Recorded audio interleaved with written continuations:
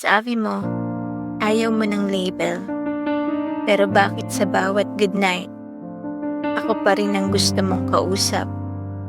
Bakit sa tuwing may problema ka, ako ang tinatakbuhan mo?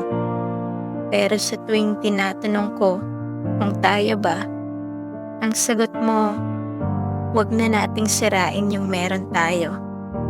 Meron tayo? Anong meron? Wala naman akong karapatang magtanong. Wala akong karapatang magselos. Pero lahat ng sakit, sa akin mo iniwan. Ang tanga ko, no? Tinanggap kong kalahati lang ako. Basta may parte pa rin ako sa mundo mo. Kahit pa minsan, ramdam kong wala na talaga akong lugar. Sabi ko okay lang, pero gabi-gabi, iniiyak ko yung hindi mo kayang ipaglaban. Hindi mo alam kung gaano kabigat yung halos tayo. Pero hindi mo ako pinili.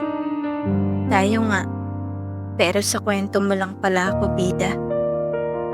Kasi sa totoong buhay, ako lang yung pahinga mo, habang siya yung tahanan.